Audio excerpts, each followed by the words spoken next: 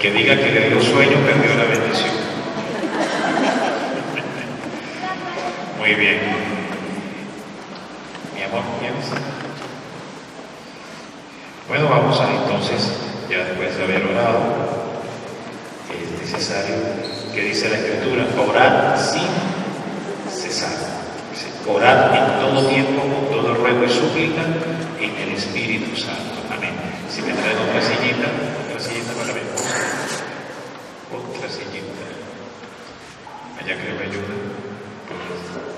Una silla así para que ya no sientas aquí mientras estás comiendo. Ya me voy. Amén. Bueno, entonces vamos a dar inicio a esta parte de esta última jornada, donde pues, como el Padre había anunciado, hoy teníamos el testimonio. Amén. Yo a veces le llamo por cariño. Le digo, ¿cómo fue que yo pasé de vampiro con Biblia a paloma? Entonces ya explicaré esto. Gracias, Elena. Gracias. Dios te pague. Amén. Dice la Biblia, cualquiera que dé un vaso de agua a los pequeñitos, de cierto no quedará esa recompensa, cuanto más el que me trae una silla. Amén. Bueno. Este testimonio, como yo les había pedido el día de ayer, que tuvieran de repente un poquito de paciencia con mi esposa, porque es la primera vez que ella pues, va a hablar así en público. Entonces no está como muy acostumbrada a hacerlo. Pero yo sé que ustedes son muy buenas personas. A ver, estábamos sobre el año de 1994. Esto es en Venezuela, y yo por aquel momento tenía una novia que vivía en una ciudad que se llamaba Maracaibo, y por aquellas cosas de ir a visitar a esta novia que yo tenía, un día, estando allá, ella me invita a visitar a su tía, y yo, pues, un acto de cortesía, de condescendencia, digo, bueno, sí, como no, vamos a ver a tu tía, no hay ningún problema. Entonces fuimos, era un domingo, me recuerdo. Y estando allá, cuando llegamos, nos sentamos en el recibo, en la sala de la casa, y de repente ella me dice, la tía, me dice, vamos a orar. Yo quedé así como decimos en Venezuela, como pajarito en grama. Quedé yo así como, claro, era la casa de ella, yo pues no podía No tenía más otra que, sí, pues, vamos a orar. Y ella, ¿no? Para mí, la única experiencia que yo había tenido en aquel momento con la oración era algunos acercamientos incipientes a la renovación carismática de mi ciudad, que había ido con mi mamá y casi que obligado, había ido yo, y era aquello de agarrarse con las manos, un Padre Nuestro, una Ave María, un Gloria y no más. Para mí esa era la experiencia de oración. No conocía otra cosa que no fuera eso. Entonces yo me imaginé que era algo similar. Pero ¿cuál es mi sorpresa cuando esta persona, la tía de esta novia que yo tenía en aquel momento, empieza a orar de una forma muy distinta y con unos comandos de voz y con unas imprecaciones de autoridad? Era un estilo totalmente distinto, diferente a lo que yo antes hubiese conocido. Y adicionalmente hay un momento donde de repente empieza a hablar como en árabe, como en chino, y yo decía, ¿qué es esto? Esta señora se le corrió la teja, se volvió loca, decía yo, y sentí como cierto temor, porque dije, ¿será que mi novia me trajo aquí a la casa de una tía que está loca? Y yo, bueno, por respeto, sin embargo, guardo silencio. Y como puedo, trato como de seguirla en medio de eso que yo estaba viendo que era como un garabateo verbal, como una suerte de arameo de árabe, y después iba acompañado de una supuesta interpretación, donde decía el Espíritu Santo dice tal cosa, el Señor dice tal cosa, y yo quedé impactado. Justo cuando termina toda esa experiencia, por supuesto, aquella curiosidad de Pepito preguntó. Inmediatamente, yo tendría en aquel momento como unos 23 años, 24 años, le preguntó, no, tendría más tiempo, yo creo que fuera como unos 26 años, tendría yo en ese momento 25, 26. ¿Y de dónde le venía todo esto? Que no entendía, que estaba confundido.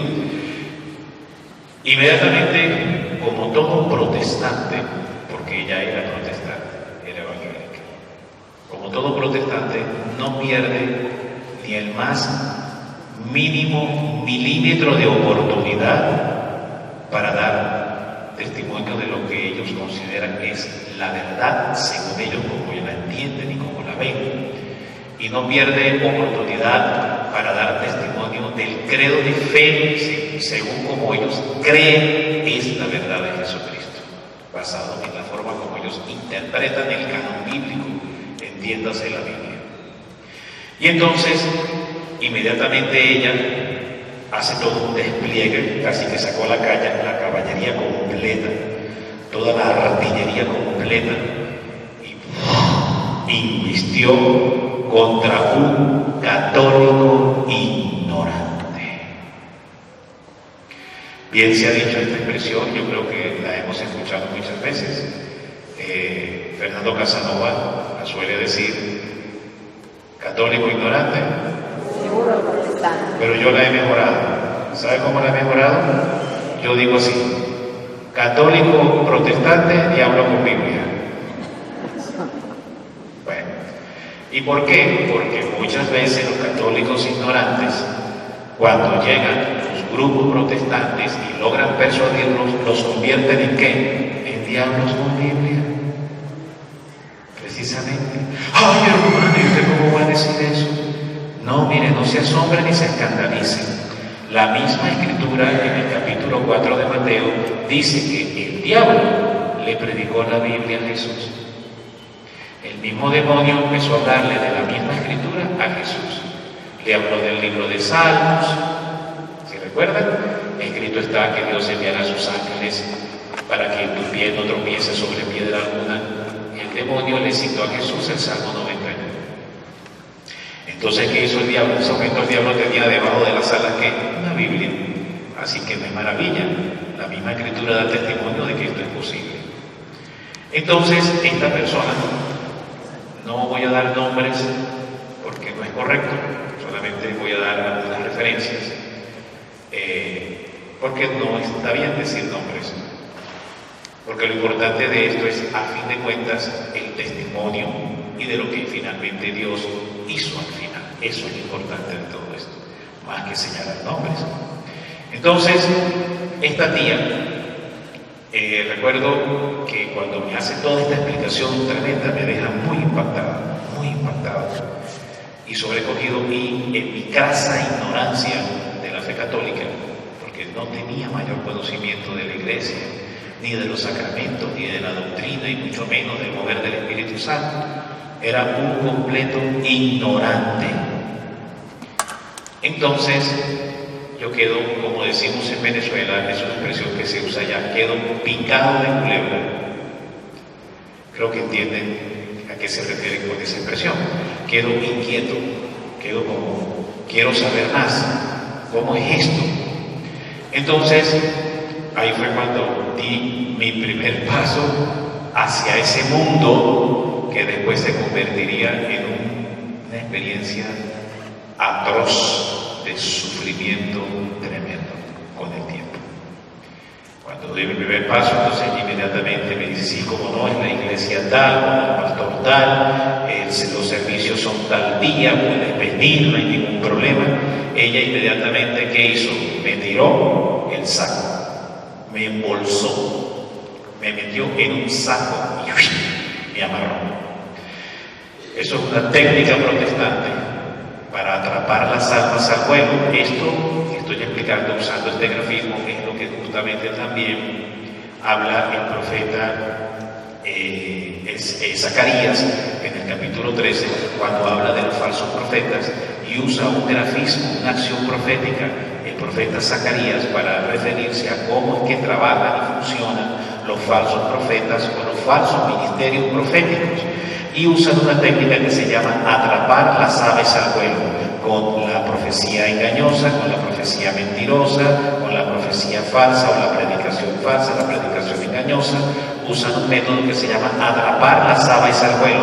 ¿Qué es atrapar las aves al vuelo? En aquel momento, una técnica para cazar las aves era lanzarles como una sábana, como un trapo, una suerte de cortina, lanzársela encima, y cuando las aves ya se percataban de que algo venía sobre ellas, ellas levantaban vuelo, pero ya caía sobre ellas esta suerte de manto, ¿verdad?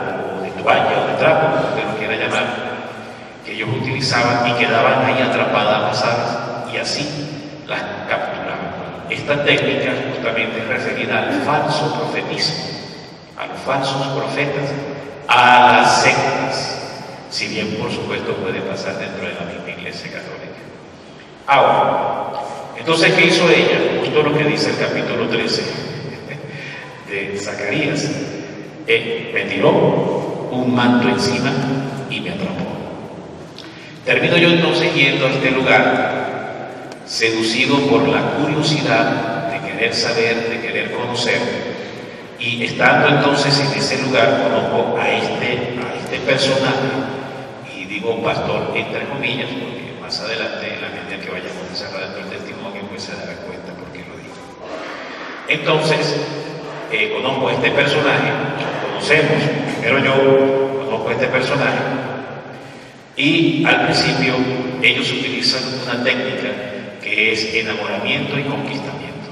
Entonces al principio te enamoran, te conquistan, te tratan a cuerpo de rey, te tratan fabuloso, te hacen sentir que tú eres como la persona más importante, te hacen creer que tú eres como el centro del universo en ese momento, y que como que toda la iglesia gira en torno a ti. Es decir, es un recibimiento como de repente no puedes recibir en un hotel 5 estrellas.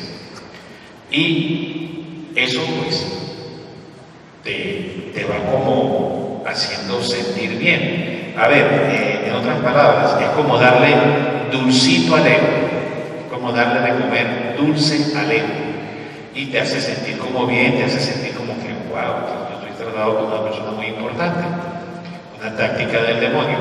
Y al principio entonces ellos, a partir de ese muy buen trato, ellos buscan ganarse tu confianza, ganarse tu confianza. Al principio este personaje no te ataca tus pecados, no te censura mayormente nada, sino busca hacerse tu amigo. Y usted va cediendo, va cayendo, y empiezan a usar la escritura y a revelarte, entre comillas, a presentarte la escritura, y más a un católico ignorante, porque era totalmente ignorante, un neófito completamente del conocimiento de la escritura. Empiezan a revelarte un Cristo, empiezan a revelarte un Dios como tú lo ignorabas o como tú no lo conocías. Entonces, ¿qué se convierte uno para ellos? Entonces se convierte en una arcilla maleable para que ellos le den la forma que ellos quieran darle. Y entonces empiezan a interpretar y a dirigir toda la escritura en base a una manera de que tú tienes que ir viendo a este pastor como si fuera el mismísimo Jesucristo. Que tú tienes que guardarle una total obediencia, que tú tienes que guardarle una total sujeción, que tú tienes que guardarle una total sumisión, obediencia, sumisión y omisión. Esas eran las palabras que mayormente se manejaban ahí, ¿no, mi amor? Y entonces, ahí dentro de ese lugar, ellos te van tratando de esta forma y poco a poco, usando toda una cantidad de interpretaciones de la palabra, te hacen sentir que este pastor es como Dios mismo sobre la tierra y que cualquier intento, esto con el tiempo, cualquier intento de desobediencia o de no hacerle caso a Él era desobedecer al mismísimo Dios en persona. Y que eso, por supuesto, también traería consecuencias. Es decir, que si usted desobedecía a este pastor, sobre usted vendrían represalias de Dios. La ira de Dios vendría sobre usted. Esa es una de las cosas que mayormente yo, de manera sesgada, manipulada y malintencionada, hacían entender y comprender la escritura en esta forma. Y así pues va pasando el tiempo y uno, sin darse cuenta, van creándose ataduras espirituales, que uno no las ve porque son invisibles al ojo natural, pero bien reales en el mundo espiritual. Y se van creando ataduras. Y dentro de ti se va creando como un mundo, se va creando el mundo de la sumisión del campo de concentración. A veces, para yo poder explicar mejor esto, siempre he dicho, imagínense a Hitler y a Stalin, que eran dos grandes dictadores de la historia, con una Biblia, predicándole y dirigiendo un rebaño. ¿Tienen idea de eso? Qué terrible, ¿verdad? Bueno, era exactamente una figura así. Entonces, poco a poco, con el pasar de los meses y de los años, el trato va cambiando. En mi caso fue un proceso que duró un poco más, porque de haber estado yo interno directamente, como si estaban un grupo de personas internas en ese lugar, mi proceso hubiese sido mucho más acelerado, mucho más rápido. Mi proceso de sometimiento y esclavitud y de despojo, porque fue todo un proceso de despojo también. El despojo, y voy a explicar en un sentido más profundo, más interior, porque no era tanto que te quitaran tus bienes materiales, si bien terminaban adueñándose de todo eso con el tiempo, y de todo tu dinero, de todo tu sueldo, de todo tu salario, de todos tus ingresos, con el tiempo finalmente terminaban poseyéndolo todo. Pero lo más grave no era que te quitaran tus bienes terrenales, tus bienes materiales, sino que te quitaban algo que era tal vez el último reducto que suele violentarse y quitársele al hombre.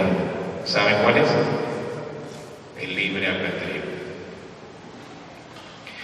Siempre explico esto y mientras voy desarrollando este testimonio, le digo a la gente que se imagine cómo sería el corazón y la voluntad de un judío en un campo de concentración.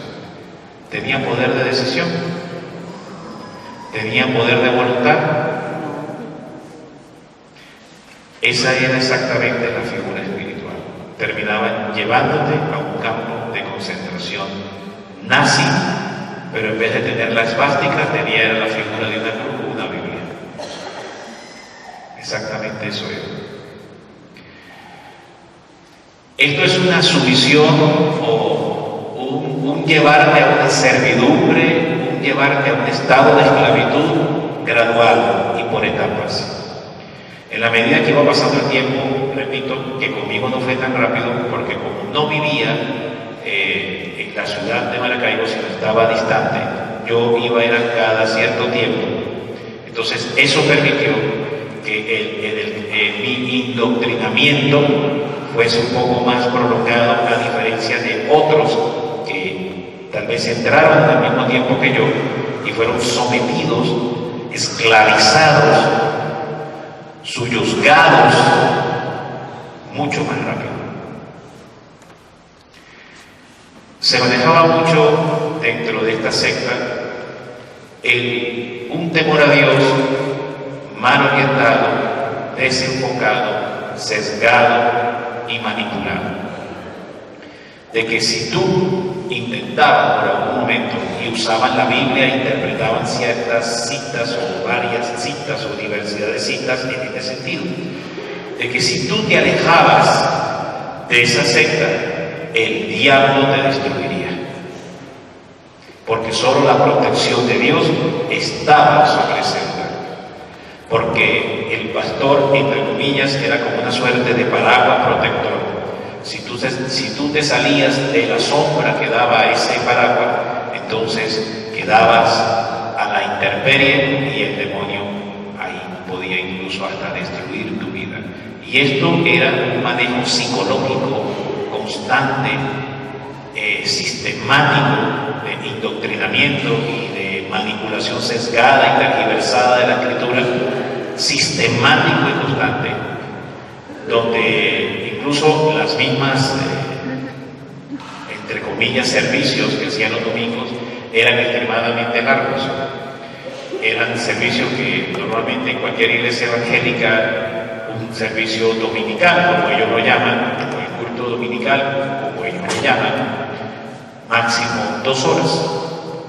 Con este personaje eran a veces hasta 5 horas seguidas. Y uno se pregunta, ¿pero por qué tanto tiempo? Porque justamente era indoctrinar a través de la palabra. A través de la palabra. Y había reuniones, solían haber reuniones constantes durante la semana para poder apuntalar, poder fortalecer lo que el domingo se había dicho. Y así se iba trabajando psicológicamente la voluntad de una persona, porque lo que se perseguía finalmente era someter el libre albedrío. Si bien podían quitarte todas las cosas. Esto fue avanzando. Hubo momentos en que yo empiezo a darme cuenta que esto no estaba bien.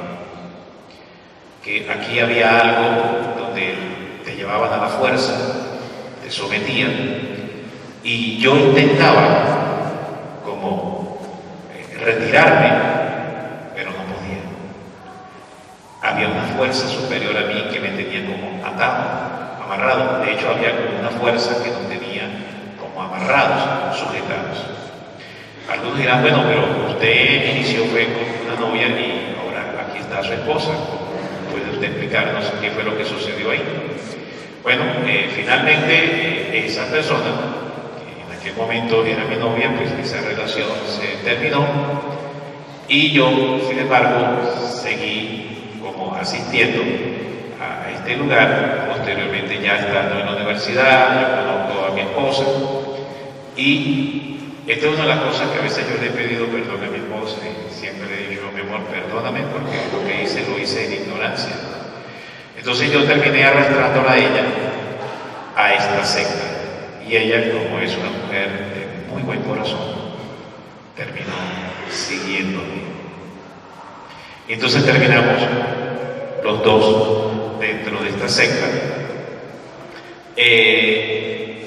Al principio, igual, se va mostrando como muy bueno contigo. No sé si aquí quiere decir algo. Ok. Y se va mostrando como muy bueno contigo. Y entonces, nos van como conduciendo, llevando. Y hubo un momento donde quería yo zafarme, pero no podía. Estaba atado espiritualmente. Y no encontraba salida. Estando dentro de la secta, recibimos la orden de que nos teníamos que casar por lo civil, porque ahí nunca se llegó a celebrar ningún matrimonio religioso ni ceremonia religiosa, sino primeramente nos casamos por lo civil.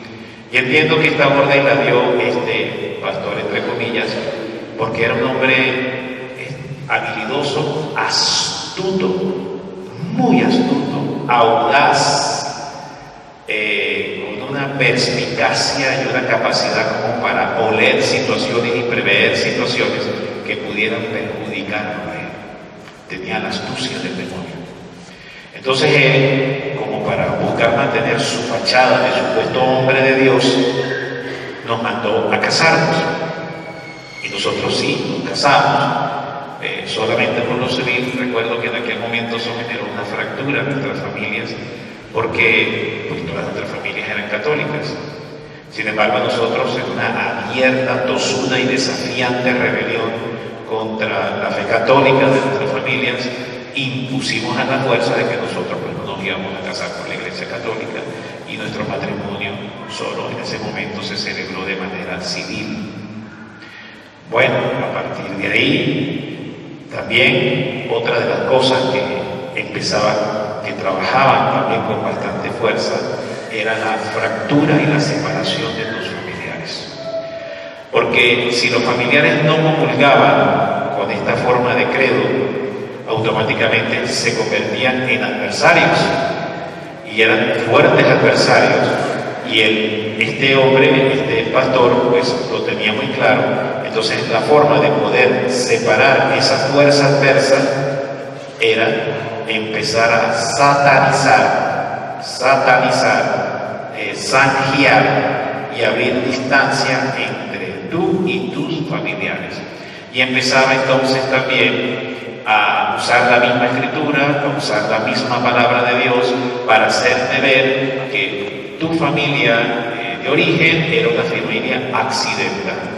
Decía que tu papá no era tu papá, sino tu papá por accidente. Decía que tu mamá no era tu mamá, sino tu mamá era una mamá por accidente.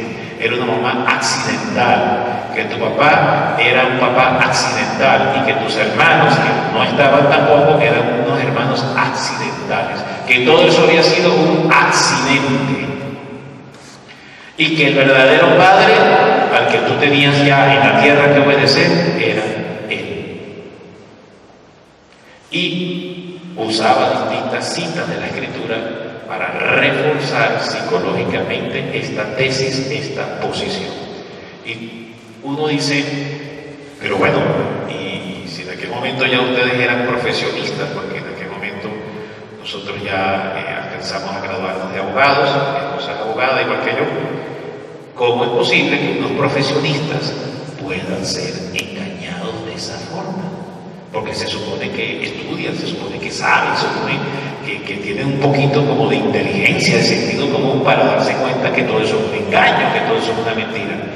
Entonces siempre respondo a esa pregunta de la siguiente forma. Cuando una persona está poseída, ¿ella misma se puede liberar o depende del don del exorcismo para liberarse? Depende del don del exorcismo, ¿verdad? Pero es que yo me quiero liberar, y entonces la misma persona dice, bueno, diablo, ¿sale? No, tiene que ir a donde?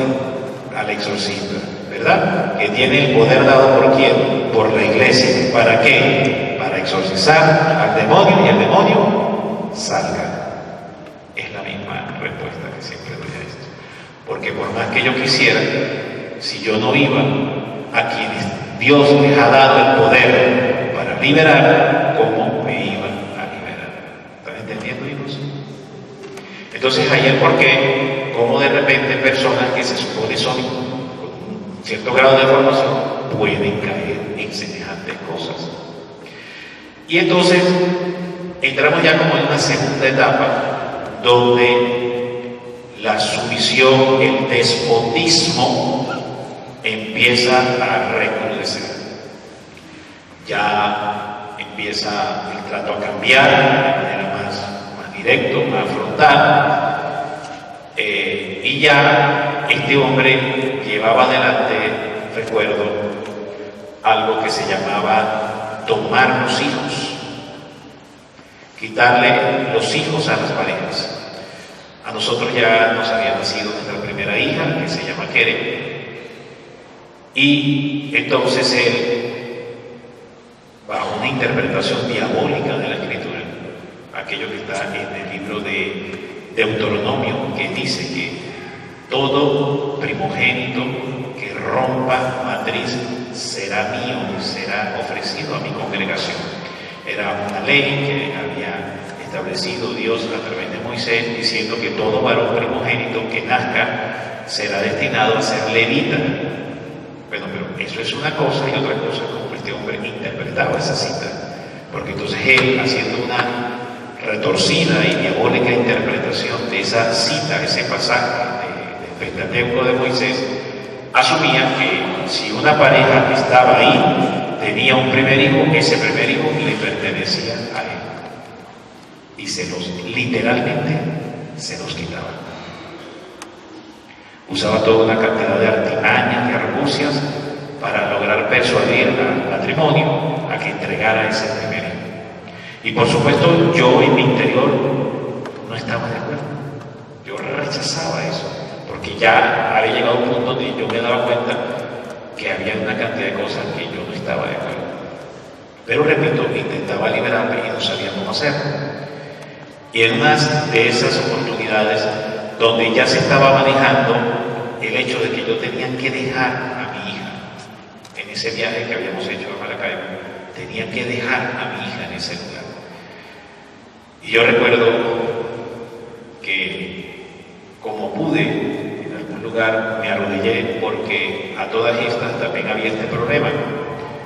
Uno no podía en algún momento manifestar alguna devoción en cuanto a la oración.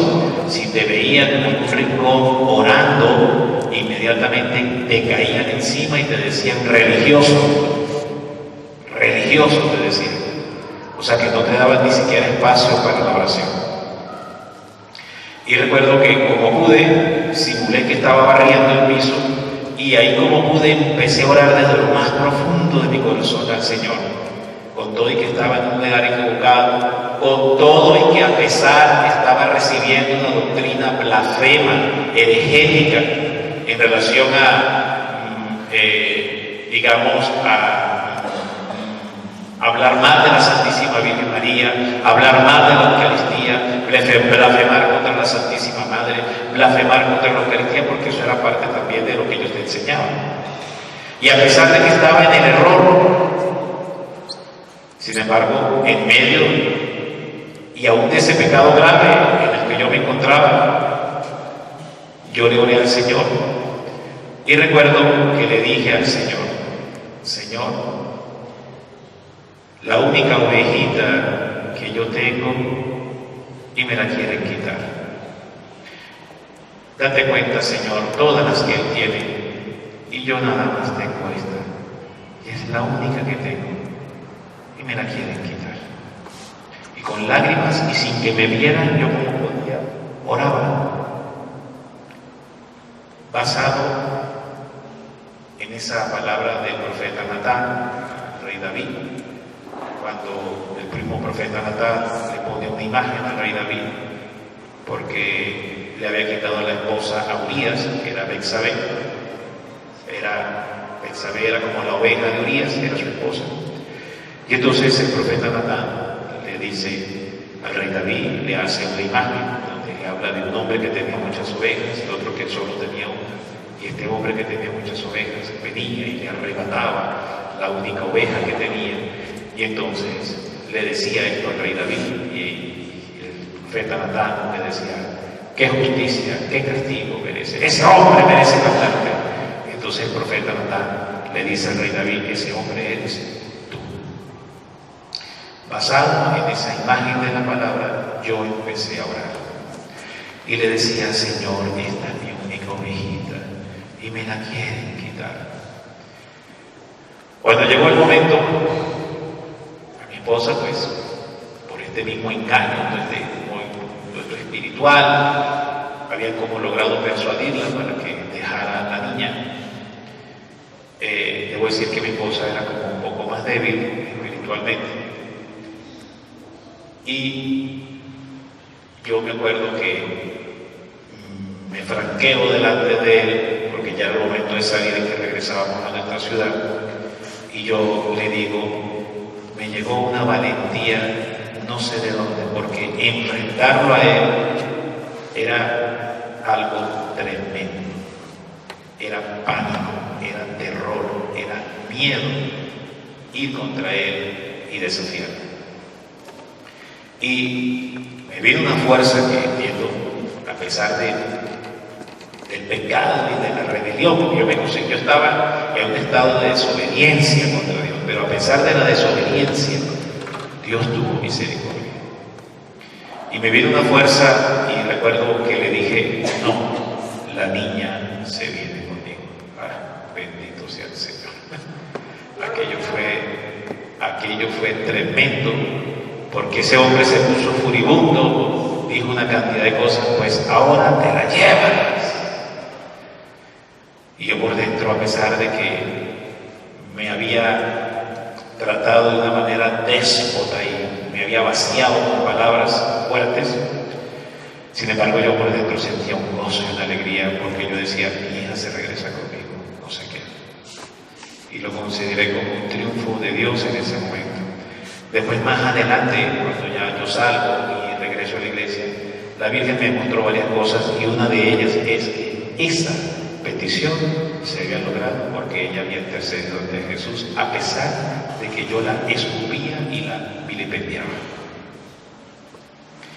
Y yo recuerdo cuando ya regreso a la iglesia y cuando tengo esta visión en el Santísimo, cuando la Virgen me muestra varias cosas, por qué me libera y cómo me libera y por qué ella lo hace, yo lloraba y lloraba y lloraba a la madre. Y yo le decía: madre, ¿cómo yo te puedo agradecer esto?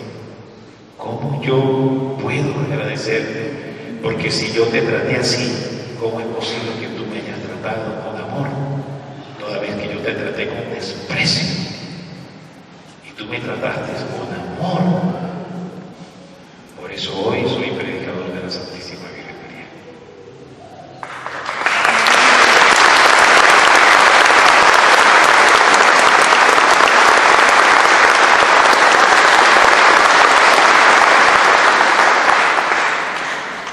Y entonces, a ese punto en el que nos encontrábamos, pues ya las cosas dentro de nosotros no estaban bien en cuanto a que deseábamos salir de ese lugar, pero no sabíamos cómo hacerlo.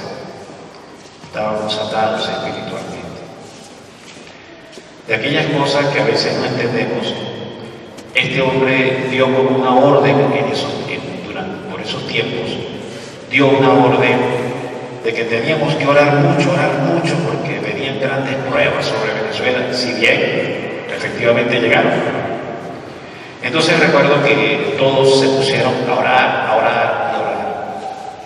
Entonces yo recuerdo que con mi esposa y yo nos tirábamos al piso y orábamos y clamábamos en la forma como se nos había indicado que era la correcta.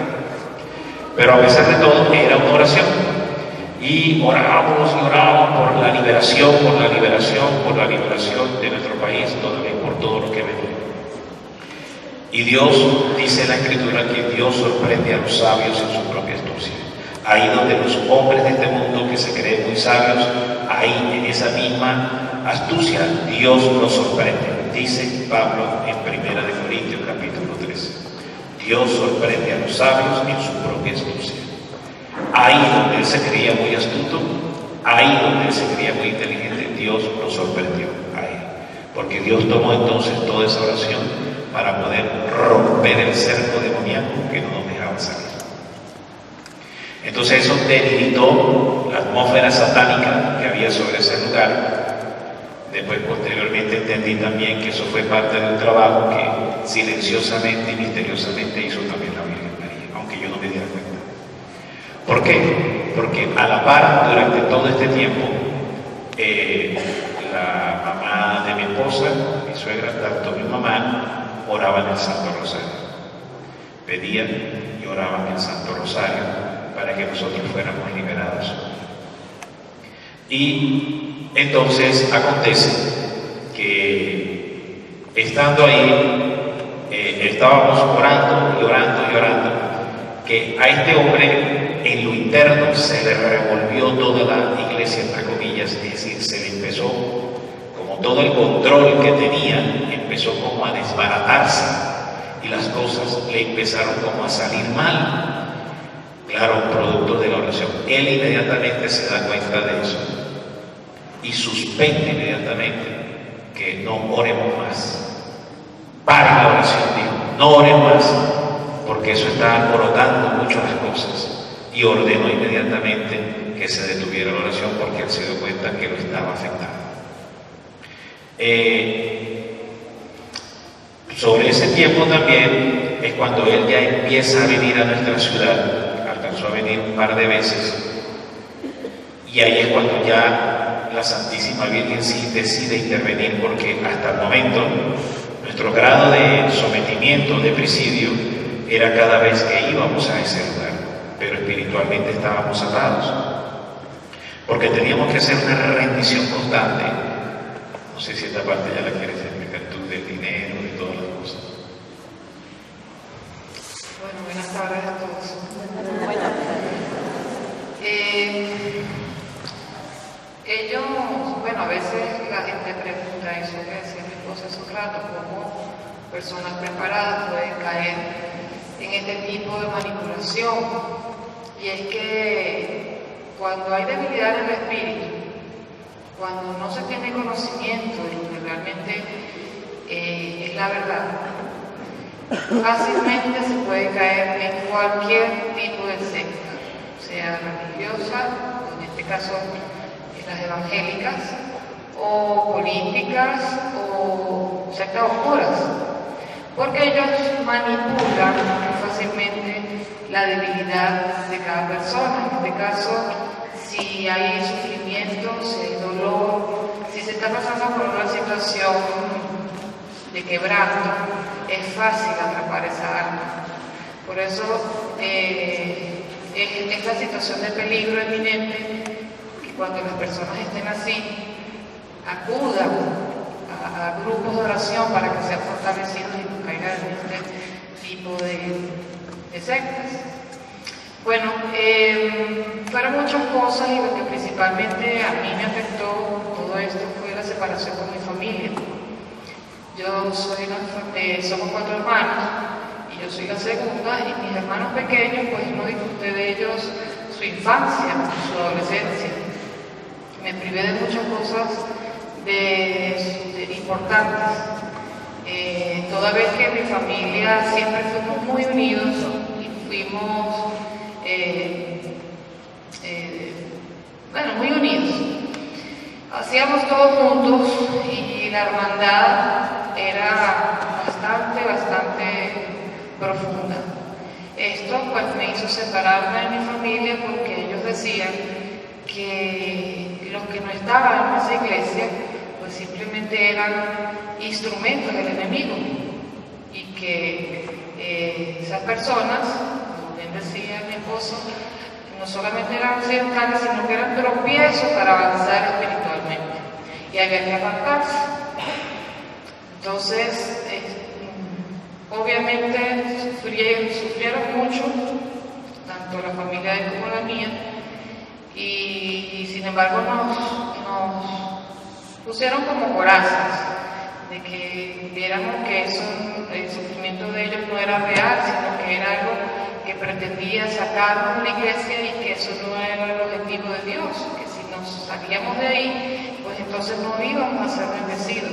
La manipulación era altamente calculada, muy calculada en todo aspecto, porque no solamente en la parte sentimental, en cuanto a la petición que ellos hicieron de que dejáramos a nuestra hija, yo siempre fui de mucho, una mujer de miedo, en el sentido de que temía de que Dios fuera contra mí si yo hacía algo contrario a lo que esa persona nos decía, porque creía ciegamente en que de verdad era una persona en la que Dios se manifestaba y que era prácticamente Dios hecho carnes, porque así nos hacían ver.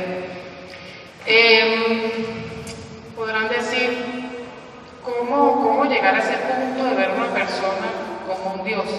Sí se llega a ese punto, porque la manipulación es bárbara. O sea, ellos aprovechan de cada detalle de debilidad, cada talón de Aquiles que puedan ver en nosotros, para aprovecharse y manejan mucho el sentimiento de culpa. Entonces, al sentir que si tú hacías algo malo, te iba a pasar algo a ti o a tu hija o a tu familia, esa manipulación de culpa pues hacía actuar de una manera que quizás internamente no querías. Pero la manipulación pues hacía que todo sucediera de esa manera.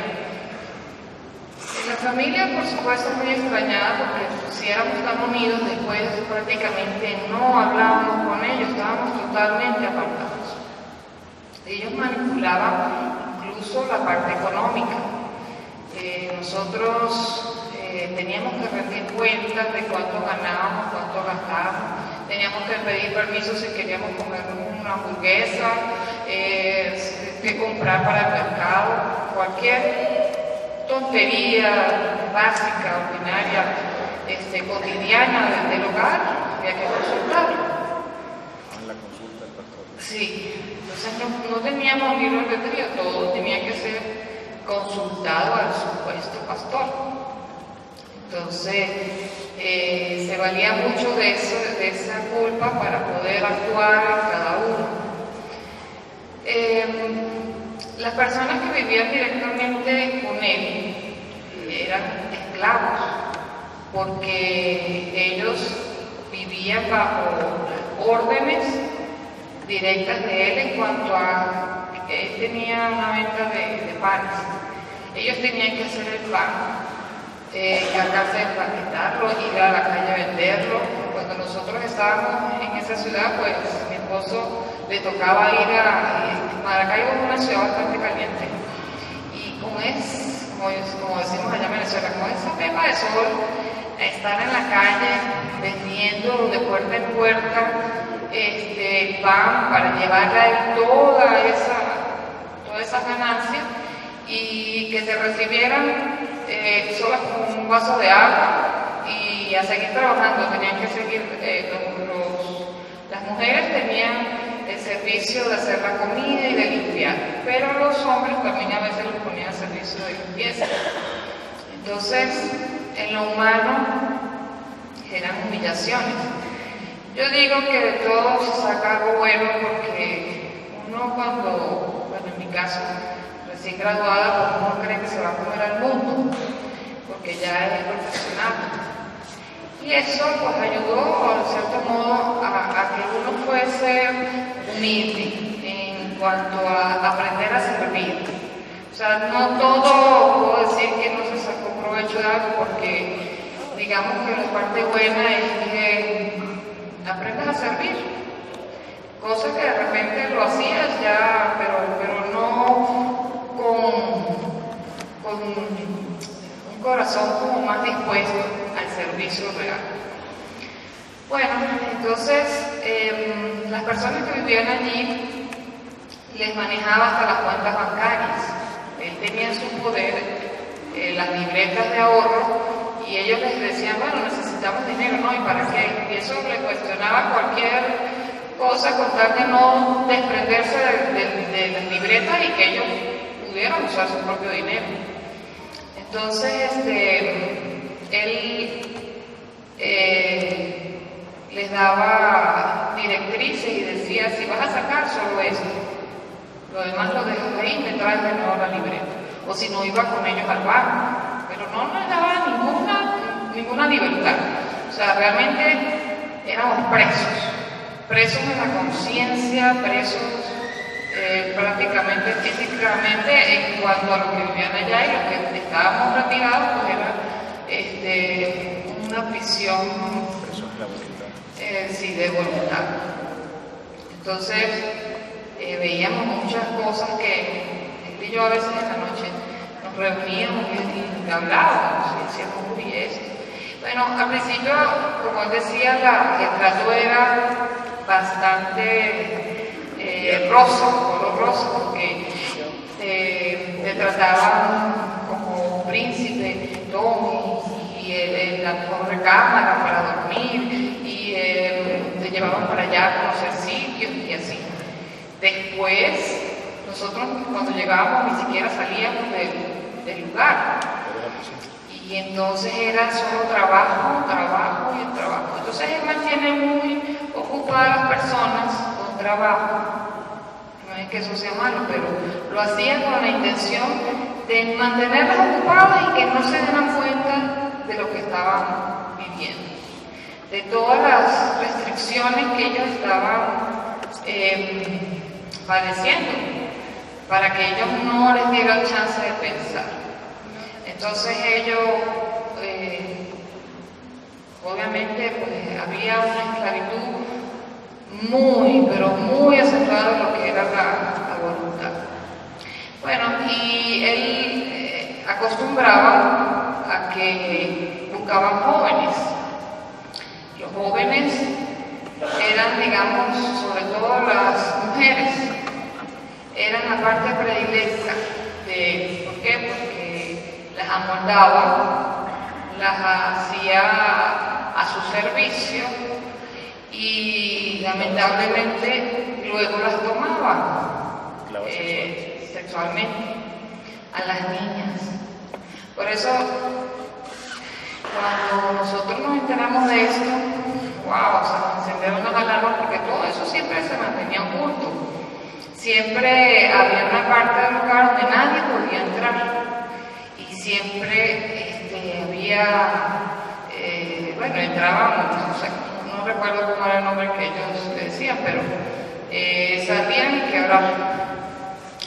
Y bueno, fueron dándose situaciones que nos fueron abriendo los ojos, ¿no? Y ya lo último, que como quien dice, la gota que rebasó el vaso, fue cuando a mi cuñada, la hermana de mi esposo, ella estaba próxima a casarse, y bueno, ella le confía, porque a todas estas, porque uno accede a ir a ese lugar, porque de verdad uno creía que había luz.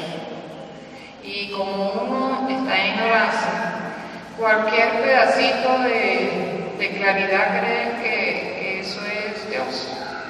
Y eso, por esa ignorancia, y si tiene sufrimiento, o si estás padeciendo por alguna circunstancia, eso te desespera, y en ese desespero buscas una salida.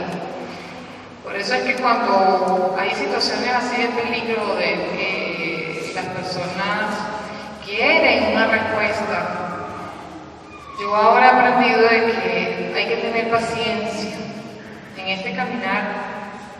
Las cosas no son en nuestro tiempo, son en el tiempo que Dios quiere, y el tiempo de Dios no es como el tiempo nuestro. Un día para nosotros quizás sea mucho, y para Dios son 1000 años, pero siempre hay que mantener la perseverancia para conseguir lo que se busca, pero siempre busquen orientación. Y en este caso, en la iglesia tenemos nuestros pastores, que son sacerdotes, son hombres, pero son las personas que Dios ha puesto para dirigir la iglesia. Y todos tenemos miserias, pero a la final confiamos en que Dios coloca en sus instrumentos, en los instrumentos de la iglesia, el poder dar a su pueblo una respuesta, una orientación, un consejo sabio, porque buscamos consejos donde no debemos, consejos de personas que no son la iglesia, como en grupos, en hechiceros, en adivinadores, y de repente alguno haya pasado por esa situación. Yo en alguna ocasión de mi juventud sí asistí porque me llamó la curiosidad. Y lo tremendo es que cuando voy a ese sitio acompañando a una amiga, me dice: ¿usted para qué viene si usted no cree? Yo le digo: bueno, curiosidad. Y me mandó a salir. Yo le digo: bueno, hoy en día puedo ver que Dios me guardó de que yo profundizara en alguna de esas artes o esas ciencias ocultas. Entonces, yo pues, al ver que ya, sobre todo la situación con las niñas que estaban en la iglesia, ya era hasta peligroso. Bueno, eso se viene descubriendo de a poco, pero ya, digamos, lo que nos hizo despertar fue cuando mi cuñada acude a este supuesto pastor y le pide un consejo con relación a la relación que tiene con su futuro esposo. Y él le dice que él era Jesús y que a través de él, el contacto con él, ella iba a sentir libertad, iba a salir de la prisión que tenía. Es decir, que estaba proponiendo que se acostara con él. Ella queda asombrada y bueno, no dice nada, y cuando regresa a San Cristóbal, que es donde nosotros vivimos, pues nos reunimos todos los que estábamos de San Cristóbal ahí en ese sitio, y empezamos a cruzar información, porque ellos no permitían que nosotros nos comunicáramos, para que lo que él sabía no lo supiera yo y lo que yo sabía no lo supiera él, ¿sí? Que todo tenía que permanecer como en secreto, como en discreción. Entonces, claro, cuando nos reunimos todos empezamos a descubrir todas las artimañas que tenía este señor. Es cuando decidimos salir. Y entonces llamamos, no recuerdo si fue que llamamos, o él nos llamó y le dijimos, sí, llamó a mi esposo, y bueno, le dijimos: no más. Nosotros no regresamos, nos respeten nuestra decisión, nosotros nos vamos a la iglesia. Y empezó a llamar a cada uno, me llamó a mí, mira que Pablo, tal, y yo le dije: no, respeten nuestra decisión porque nosotros no regresamos. Sí, insultó a Pablo porque bueno, era la columna, y sabía que si lo agarraba él, pues todos seguíamos lo que iba a decir él. Entonces llamó a mi cuñada, llamó al novio, y bueno, total es que en la desesperación de ver que nos estaba perdiendo, porque nosotros representábamos no solamente un seguro económico, sino que era una forma de hacer extensiva su iglesia en el lugar donde nosotros vivíamos. Él quería instaurarlo, él quería tener otro plan allí en esta ciudad. Entonces, al ver todo lo que él iba a perder, él nos dice: mira, él se fue a San Cristóbal, nosotros salimos huyendo, cual película, agarramos un carro y nos fuimos huyendo hacia otra ciudad, que es la ciudad de Mérida. Ah, sí, nuestro carro se dañó, y entonces mi otra cuñada nos dijo: tome, agarren mi carro y se van. Y entonces salimos huyendo las dos parejas, nosotros y mi cuñada y él. Y entonces, porque dentro de todo sentíamos miedo, porque no dejaba de haber miedo, porque era tanto lo que nos había marcado. O sea, eso es cuando haces un sello al ganado así, o sea, es una marca que solo Dios puede borrar. Entonces sentíamos demasiado pánico, porque realmente era pánico. No nos había tocado físicamente en ningún momento, pero sí sentíamos pánico porque sabíamos que era capaz de cualquier cosa, y sobre todo porque él estaba perdiendo terreno, y sabiendo que a los hombres que él consideraba que habían cometido un error, le hacían juicio delante de todas las personas y le caían uno por uno con balas. A mi esposo nunca llegó a pasarle, pero sí vimos cómo le caían a algunos y decían de él porque tiene que salvarse, tiene que arrepentirse, y eso era, bueno. Y hacer como un juicio y como una suerte de mesa redonda, por verlo así. Y este hombre, el pastor, decía, tiene que recibir azotes, y todos los hombres tenían que ir repitiendo, no si estaban de acuerdo con el pastor, por supuesto, ¿quién iba a estar en desacuerdo? Todos iban diciendo azote, azote, azote. Entonces, a la final, esta persona, el pastor, tenía que ser azotado con un tubo de plástico, recuerdo. La víctima, pues, el que iba a ser castigado, se tenía que poner de cuclillas, arrodillar, y todos tenían que golpear fuertemente. Recuerdo una oportunidad que un hermano que sintió temor, ¿no? Porque no estaba hecho para la violencia, pues, porque el hombre no fue creado para la violencia, pero el demonio lo vuelve violento.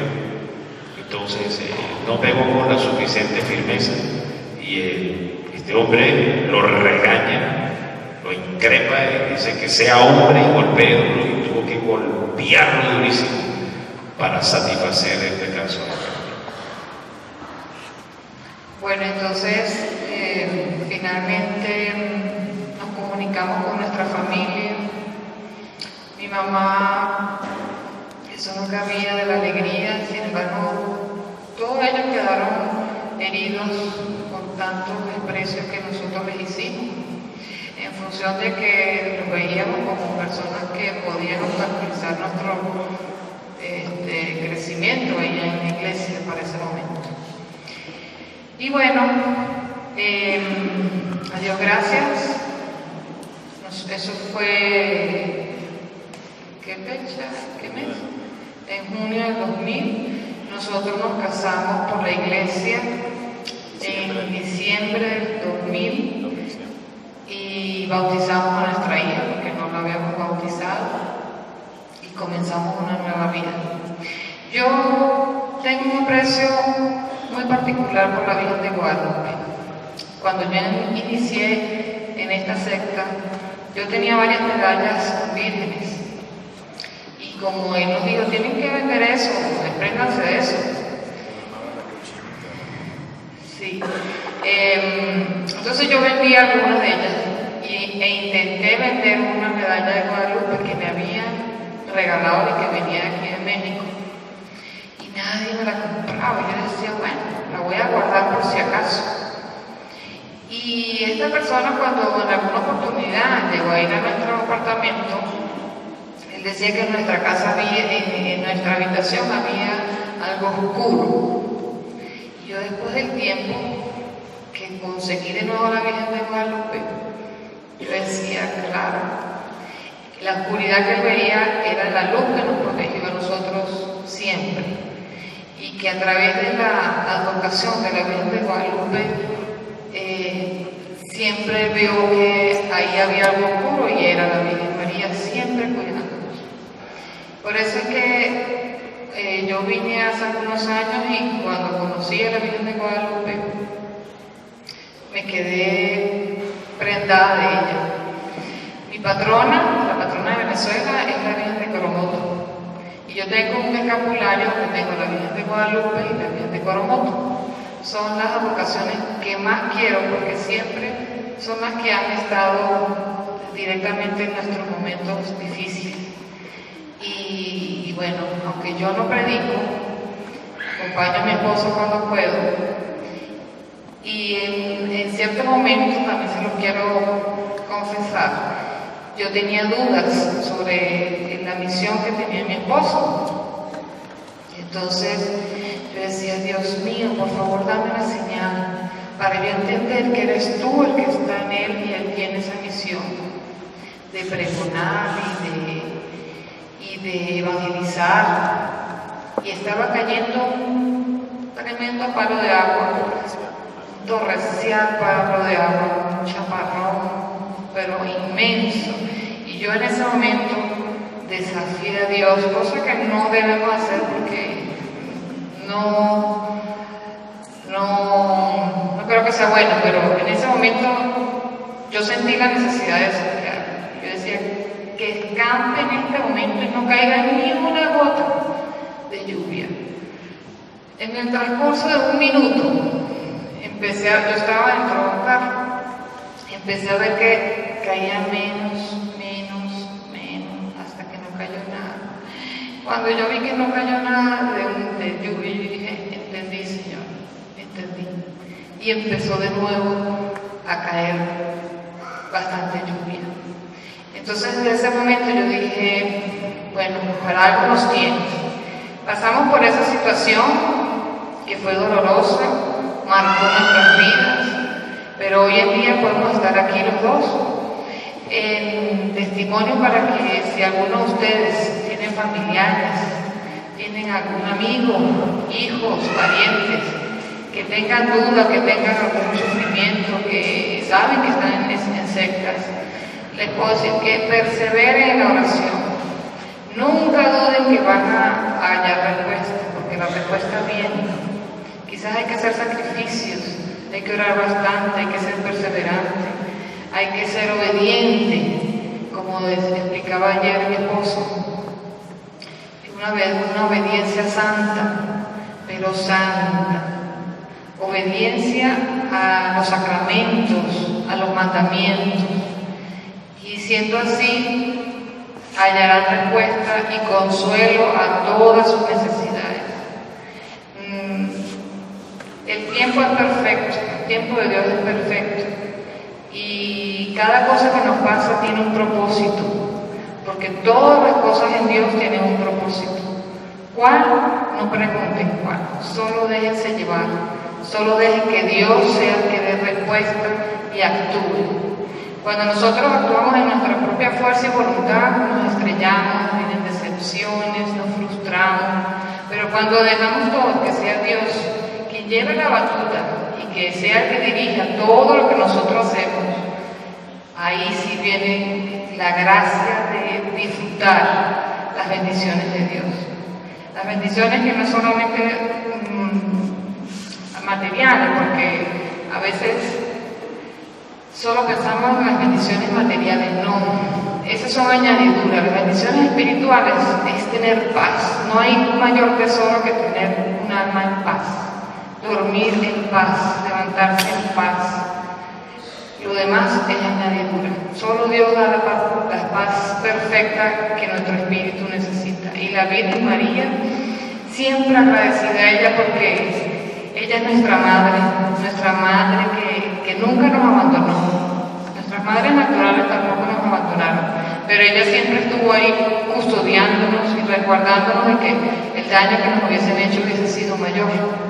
Y era todo porque simplemente era un paso que teníamos que hacer para crecer como personas, para crecer en la fe y para crecer como familia.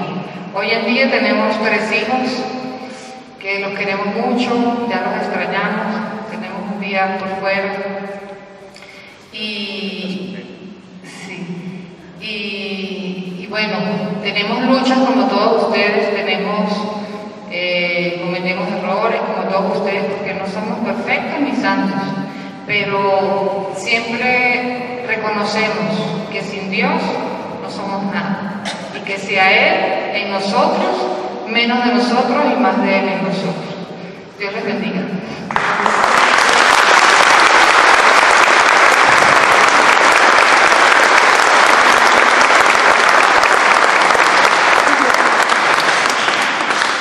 Menos mal que no predique. Bueno, bendito y alabado sea el Señor. Me hiciste recordar una cantidad de cosas. Pero las mujeres tienen una agudeza impresionante, tienen una memoria y una capacidad a veces superior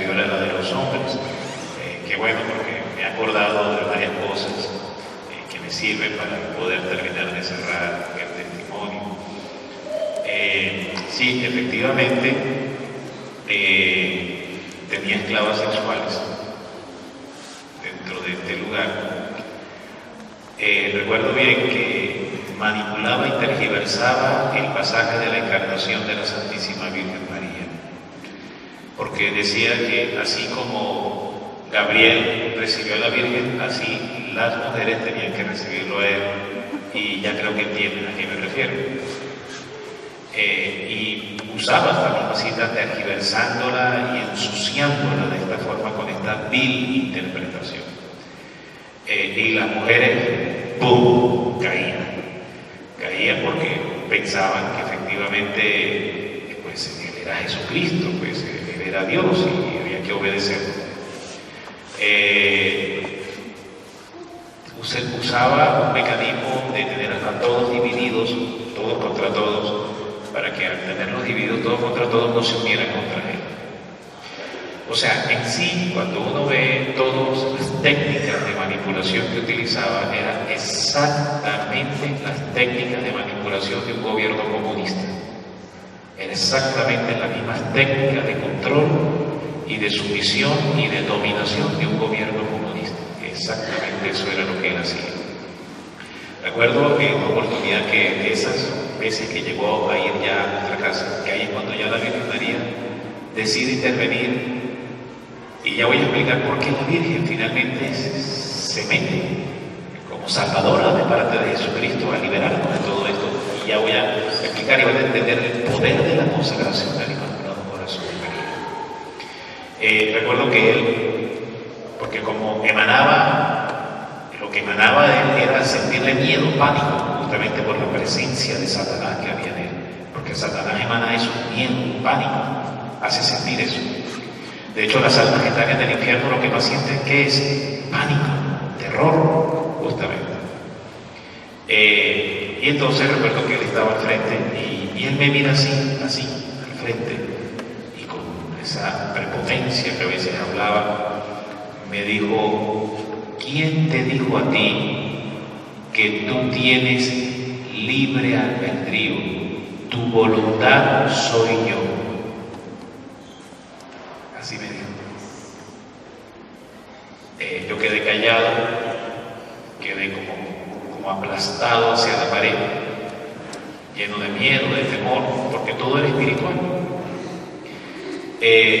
Sin embargo, hubo un momento ya de desesperación que yo no aguanté más. Y esto que voy a comentar a continuación, no digo que lo hagan, pero fue la oración desesperada de un hombre a Dios, a pesar de que me encontraba en desobediencia. Yo recuerdo que en aquel momento yo subía a la terraza de mi oficina y yo le decía a Dios que me quitara la vida, que yo no quería seguir viviendo porque no veía salida, o sea, no veía cómo poder salir de esto. Y fue como entender un poco por qué la gente se suicida, por qué la gente en un acto de desesperación se quita la vida, porque no ve salida.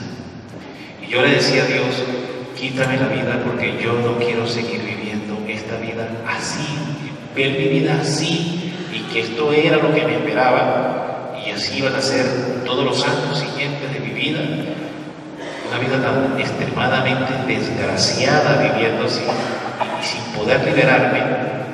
Y fue como entender un poquito también qué sintieron los judíos en su corazón en medio de un campo de concentración. Fue como entender por qué los judíos también se tiraban contra la alambrada. Ellos se tiraban contra la alambrada porque la alambrada estaba electrificada, y se tiraban contra la alambrada porque ya no había esperanza, ya no había más nada que hacer. Es más, quitarse la vida era la única esperanza. Quitarse la vida era la única esperanza. Y le doy gracias a la Santísima Virgen María que no cometí una locura, que me guardó, o que mi desquicio no llegó a un punto tal como para cometer esa locura. Y entonces recuerdo que un día me tiro yo al piso de rodillas y desafié a Dios. Lo desafié de una forma, repito, nunca nadie vaya a hacer esto, pero fue la oración de un hombre desesperado, totalmente desesperado. Recuerdo que yo increpé mis dedos hacia el cielo y los desafié, pero de una forma tremenda. Le dije, no con este tono, para que me entiendan, no voy a repetir el tono, pero lo dije con un tono bien cargado. Y le dije a Dios, si tú eres Dios, yo te desafío hoy. Le dije, demuéstrame que tú tienes poder, yo te desafío. Dije, yo he sido, porque justo en el capítulo 3 de Malaquías dice, traigan a los diezmos a mi casa y yo reprenderé al devorador de parte de vosotros. Contó y que había llevado los diezmos al sitio equivocado, sin embargo yo lo había hecho en obediencia a la palabra, cuando lo había llevado al sitio equivocado. Y yo le decía a Dios, yo he sido en esto obediente. Y tú dices que tú reprenderás al devorador. Yo te desafío, así, pero con una forma tremenda. Te desafío, le gritaba. Libérame. Reprende al devorador. Yo he cumplido con tu palabra. Cumple tú con la tuya. ¡Wow! Fue tremendo. Durante 15 días tuve sueños donde en un sueño muy profético, yo llegaba a la iglesia de la Virgen de Coromoto, que ya después más adelante me entero que fue la iglesia donde a mí me bautizaron. Y de paso es una iglesia mariana de la advocación de la Virgen de Coromoto. Una iglesia consagrada a la Virgen y de paso donde yo fui bautizado. Yo en el sueño llegaba a esta iglesia y era una iglesia con dos naves, así como está esta. Una nave está aquí, otra nave está allá. Y las dos naves estaban llenas y había una mujer parada justo de este lado, no arriba, sino aquí en esta parte, lo cual da a entender que tiene que ver también con el ministerio y la palabra de los laicos, porque la de los sacerdotes es aquí arriba, justamente. Por eso nosotros nos hemos ubicado en esta parte del atrio de la iglesia. Entonces estaba ubicada esta mujer, y esta mujer predicaba con una fuerza, con un ardor, y yo estaba sentado de último, no había llegado. En el sueño estaba también Luis Miguel, que posteriormente también fue liberado de la secta. Y entonces llegábamos, mi amigo y yo nos sentábamos, y yo me identifiqué tremendamente con el carisma con el que esta mujer predicaba. Y era una prédica de exhortación profética, con una fuerza, o sea, reprendía el pecado, fustigaba el pecado, y yo desde atrás, ¡amén! ¡Amén! Decía, yo me identifiqué completamente. Y entonces ella desde aquí me miró, llamó la atención de esta mujer que predicaba acá, que era una mujer muy bonita.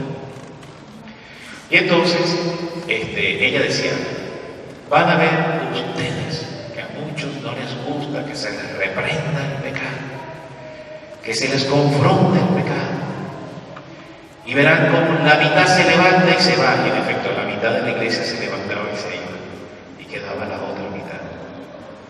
Y entonces ella decía, ¿se dan cuenta? Ahí está.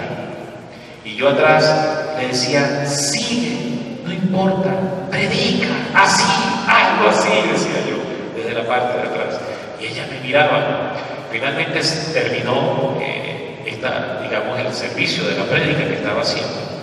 Ella se hace hacia un lado, hacia allá, y yo me voy como para conocerla. Y cuando ella me ve, ella me mira así, con unos ojos brillantes, era una mujer muy bonita, y me dice, regresa a la iglesia, vente para mi ministerio.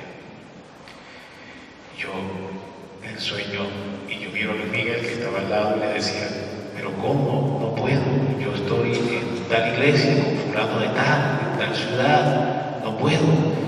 Ella se reía así, se reía y decía, regresa a la iglesia, vente para mi ministerio. Pero era lo que me decía. Y entonces yo salgo y voy caminando con este amigo y preguntándonos cómo podría ser posible eso, de qué forma podría ser. Y ahí terminó el sueño. Este fue un sueño, justo ese sueño se dio en el interín de 15 días. En el día 15, o sea, yo aquí desafío a Dios, y en el interín de los 15 días se da este sueño, y en el día 15 la Virgen Santísima nos libera y nos saca de la secta. Justo en el día 15 nos libera la Santísima Virgen María, que es cuando se descubre todo esto que mi hermana me comenta, la propuesta indecente, inmoral, pues, diabólica que había propuesto esta persona. Y entonces eso permite que se rompa el cerco comunicacional, es decir, las divisiones, las paredes que él había logrado construir espiritualmente para que no nos habláramos, se derrumban y podemos comunicar todos los unos a los otros.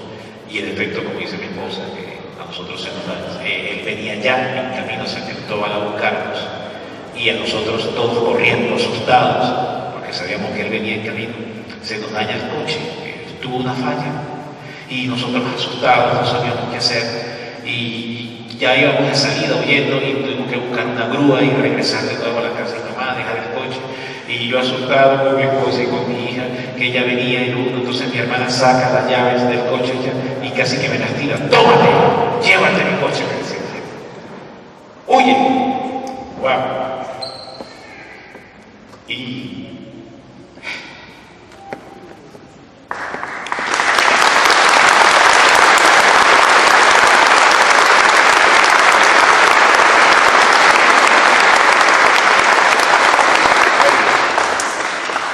Dios mío, wow. ¿Cómo no agradecer a la Virgen, Dios mío santo? Y salimos huyendo. Recuerdo que fuimos a una ciudad de montañas, estuvimos varios días, y durante esos días fue respirar de nuevo la libertad. Fue, Dios mío, como si, y a veces uso este ejemplo, como cuando llegaron finalmente las tropas rusas, americanas, y llegaron a los campos de concentración, y los judíos no lo podían creer. Entraron estas tropas de liberación, rompieron las cercas, y ellos no podían creerlo. Y les decían, son libres, váyanse, son libres, y no lo podían creer. Esa misma sensación de libertad experimentábamos nosotros después de haber estado en esa sinagoga de Satanás, porque así posteriormente ya la Virgen ya dentro, ya después de haber regresado a la iglesia, la Santísima Virgen tuve revelaciones donde ella me mostró cosas, y estaba en una sinagoga de Satanás. Sirvió para oxigenar y liberar y hablar todos los unos a los otros y contar todo, y fue hablar, pero cada vez que hablábamos hacíamos como una catarsis, una liberación, era un expulsar. Estuvimos varios días por la montaña.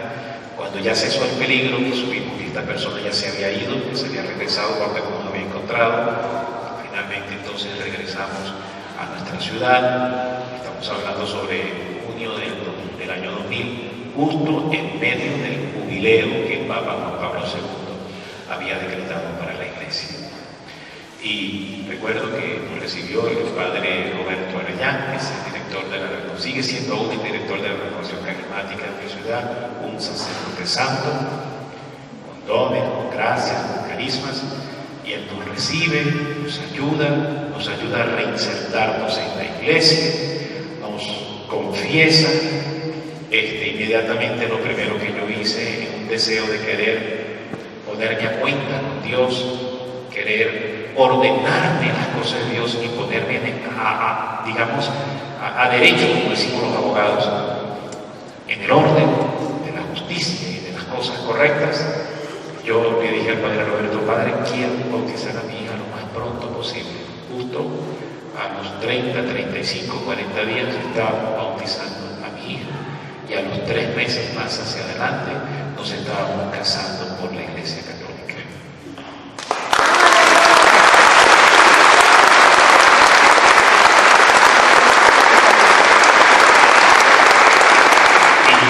Fue un 2 de diciembre del año 2000. A partir de ahí yo me incorporé a los grupos de la Renovación Carismática. Fue toda una experiencia, un tiempo, ahí fueron algunos años que yo me empecé a devorar la doctrina de la iglesia, a leer los místicos, a leer los santos, a leer la palabra, pero toda ya entendida y revelada por el Espíritu Santo. La había enseñado el catecismo, amén, sí, también. O sea, era un hambre de Jesús, bárbara, pero bárbara. Puede haber estado 5 años famélico. Entonces, como 5 años de ayuno, Dios mío. Entonces, porque con todo y que me sabía la Biblia casi que de un lado hacia el otro, porque fueron 5 años, pero estaba toda distorsionada. Entonces fue como reordenar todas las cosas, poner toda la casa en orden, limpiar la casa y ponerla en orden completamente. Esto desde el punto de vista interior. Y una de esas que estoy yo frente al Santísimo, ya como 2 años después, en una oración frente al Santísimo, yo le decía a la Virgen María: Madre, no entiendo por qué me liberaste, no entiendo, Madre, siendo lo que hice, siendo como actué y todo lo que hice contra ti, ¿por qué tú me pagaste con tanto amor? No entiendo, Madre, ¿por qué? Entonces tuve una visión real, donde yo veía el trono del Señor y veía a la Santísima Virgen que llegaba ante el trono del Señor. Y la Virgen llegaba a pedirle mi liberación y la de mi familia.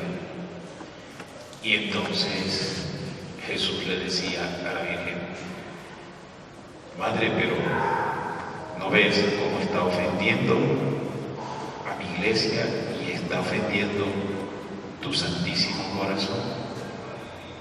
Digo: sí, hijo, pero has de recordar que su abuelo, en este caso mi abuelo materno, que su abuelo me honró durante toda su vida.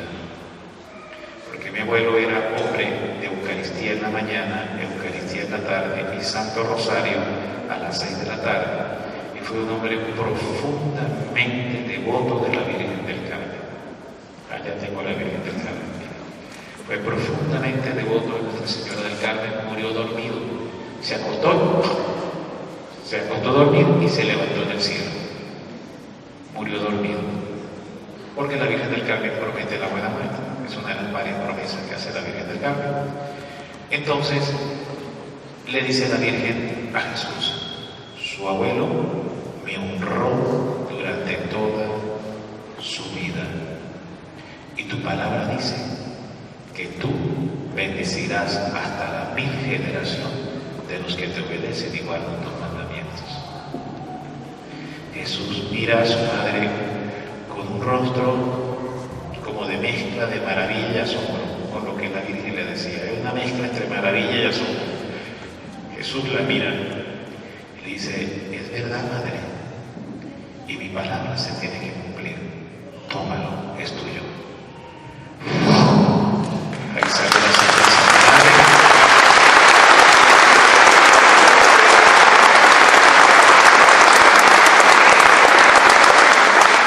Ahí salió la Santísima Madre y ahí es cuando justamente la Virgen nos libera. Nos libera ¿por qué? Porque estaban 2 madres en la tierra clamando para que nosotros fuéramos liberados. ¿Clamando con qué? Con el Santísimo Rosario.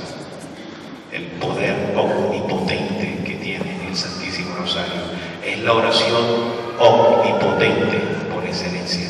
El Santísimo Rosario unido a la Santísima Eucaristía. Muy bien. Entonces, nuestras madres oraban y oraban para que fuéramos liberados. Y la Virgen, justo con el testimonio de vida, por eso que la generación de mi abuelo, la obediencia de la generación de mi abuelo, salva a mi generación, me alcanza a salvar a mí. Posteriormente, ya después la Virgen me empieza a dar una cantidad de señales, donde ella le dice: así, con la misma rudeza y fiereza con la que te rebelaste contra mí, combatirás al diablo, al mundo y la carne. Irás por el mundo, pregonando mi nombre, pregonando las grandezas que Dios Padre ha dado a mi corazón inmaculado. Y aquí estoy.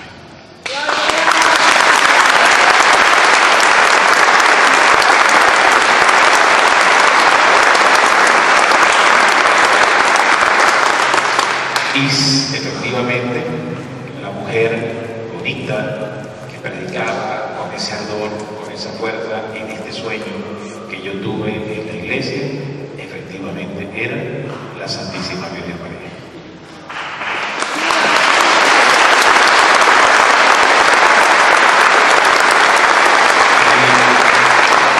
Incluso después entendí, porque algunos dicen, ¿por qué esta forma tan fervorosa, tan apasionada para hablar de la Santísima Virgen y que a veces a gritos la proclaman? Porque ese fue el carisma que en ese sueño la Virgen me reveló y que ella me entregó para defenderla, predicarla, revelarla y sobre todo enseñarla a amar a la Santísima Virgen María. Dios les bendiga, mi querido.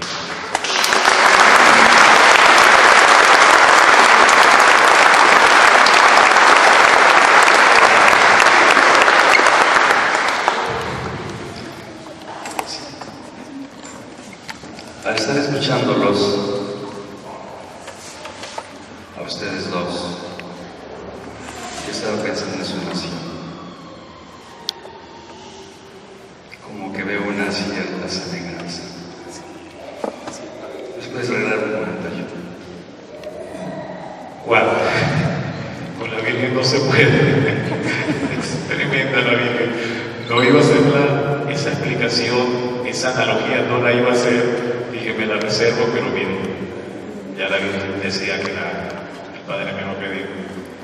Sí, increíblemente, a nosotros cuando sobre Venezuela viene todo lo que ya sabemos que ha venido, este sistema comunista, nosotros sabíamos ya de antemano, cuando vino esta primera forma de gobierno y que ahora continúa, que efectivamente todo lo que nosotros habíamos vivido era una muestra de todo lo que viviría posteriormente el país. Y fue una forma con mucho dolor en que Dios nos hizo entender para que no fuéramos engañados, porque posteriormente vendría todo eso mismo. De hecho, fíjese, Padre, que este hombre, este pastor entre comillas, él decía que él quería ser presidente, ¿te acuerdas? Que él quería llegar a la presidencia para establecer como una suerte de gobierno bíblico.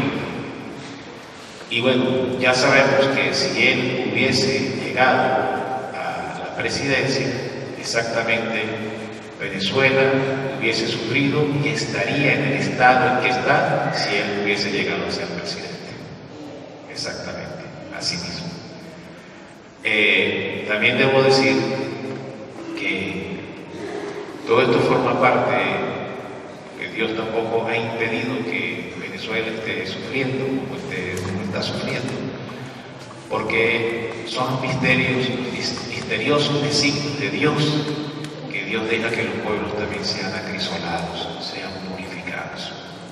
Yo tengo la esperanza y sé que algún día, no sé qué tan rápido puede ser, pero sé que en algún momento, en algún tiempo de la historia de este país, Dios volverá a levantar a Venezuela.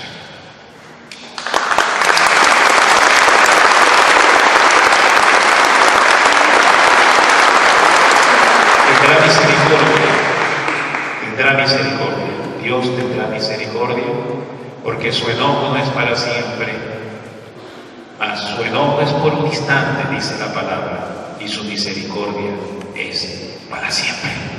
Dios les bendiga.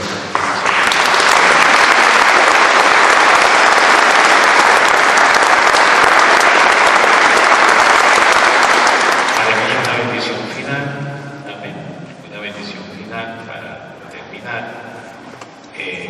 Voy a bendecirlos con la reliquia, ya el día de ayer la impuse, pero entonces voy a bendecir con la Santa Reliquia para que la Santísima Virgen María pues, nos acompañe, nos bendiga y nos guarde. Antes de hacer la bendición, queremos mi esposa y yo darles gracias por la acogida que han tenido hacia nosotros.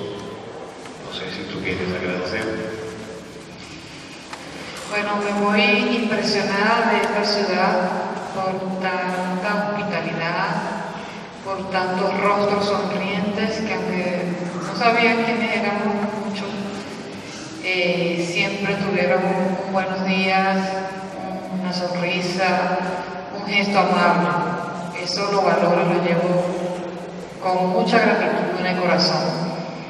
A todos Dios les pague y que sea Ciudad Libre muy bendecida, porque tiene gentilicio aquí en esta ciudad. Dios les bendiga.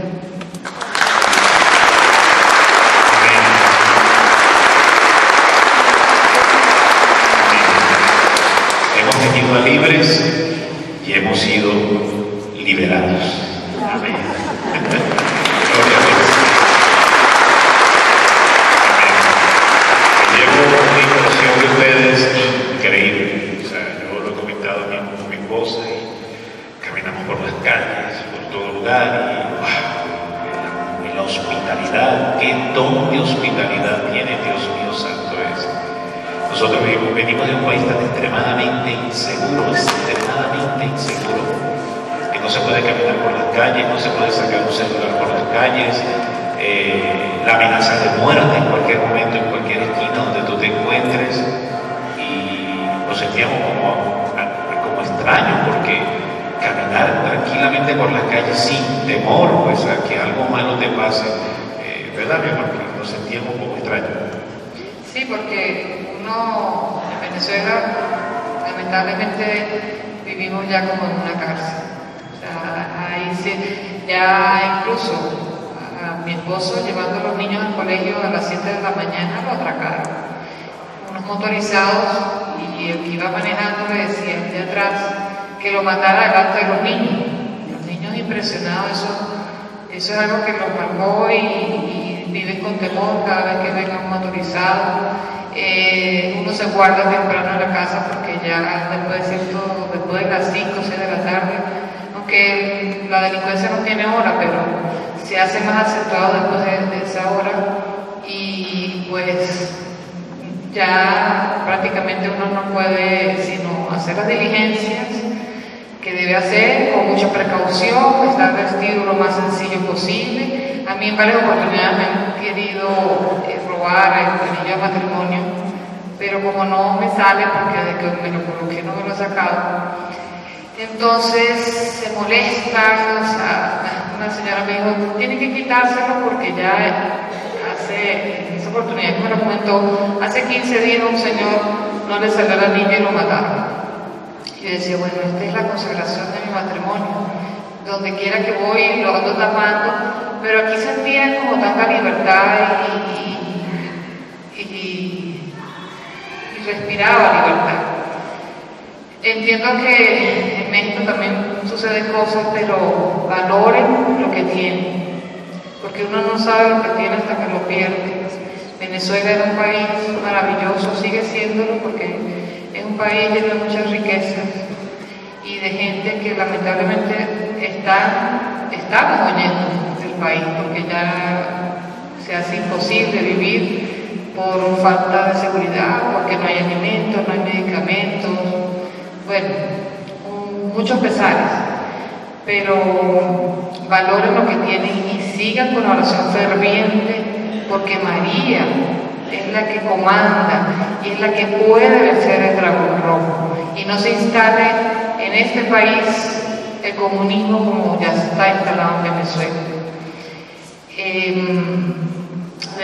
Muy agradecida con todos los organizadores del Congreso que nos acogieron, que nos dieron, Alejandra especialmente, muy agradecida contigo, con todas las servidoras, con todos ustedes, porque se han hecho presentes aquí, y de alguna manera, pues, por supuesto, el Padre Nacho, por permitirnos estar en este sitio, y que cada uno de ustedes haya quedado una semilla, y que esa semilla se riegue y se expanda, y que sea la llama de amor la que germine tanto amor y sea extensivo a muchos otros corazones que necesitan conocer y necesitan tener fe para sobrellevar muchas cosas que vendrán. Solo con fe, con perseverancia, podemos lograr muchas cosas. Y de la mano de María, siempre, siempre podremos ver luz. Ella nunca nos va a defraudar. Nunca. Gracias a todos.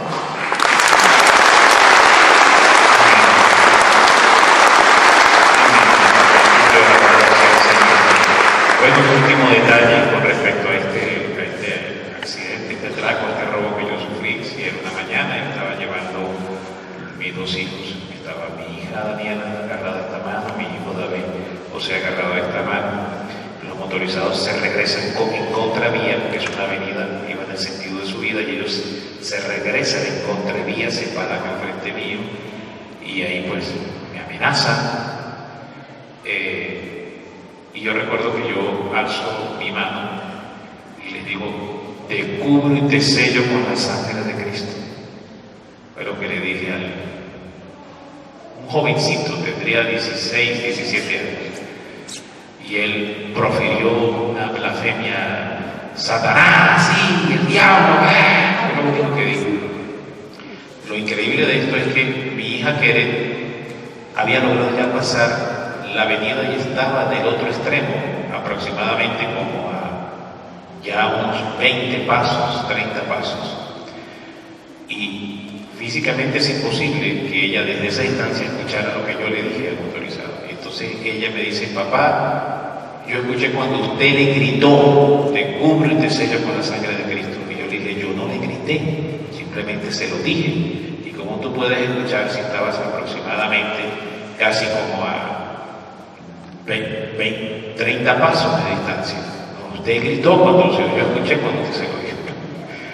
Bueno, ¿qué quiero explicar con esto? Finalmente sí, se llevaron, me acuerdo, un anillo que tenía y la cadena donde tenía unos sacramentales, se lo llevaron, no nos hicieron nada. Posteriormente hablo con un amigo, un místico, y le comento lo que había pasado, y él me dice, se sonríe y me dice: golpeaste muy duro al demonio. Yo le dije: no entiendo. En el momento en que tú cubriste con la sangre a esos dos delincuentes, Satanás tuvo que borrar el nombre de ellos dos en el infierno. Porque a partir de ese momento la sangre de Cristo les lavó y les purificó de sus pecados, y ahora sobre ellos vendrá un proceso de arrepentimiento y de conversión.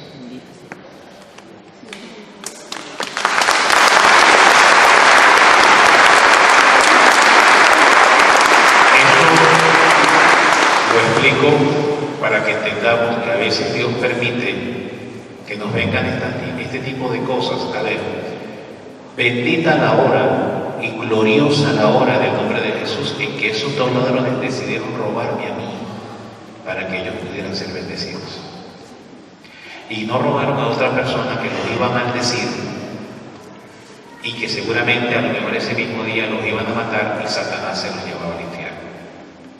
Bendita la hora en que yo fui la víctima de ese robo, para que ellos pudieran recibir la bendición con la sangre de Cristo y pudieran finalmente con el tiempo marcar el proceso de la conversión y de una salvación. Dios les bendiga, mi querido Señor.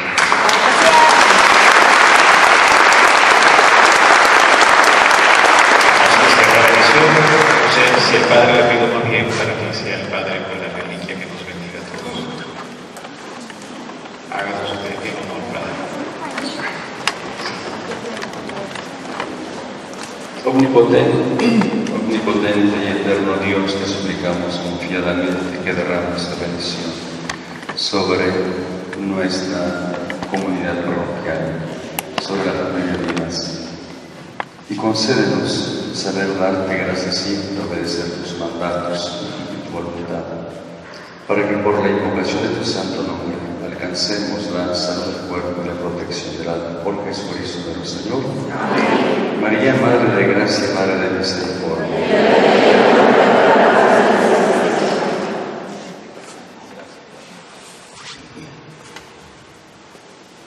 Dios les pague. Gracias.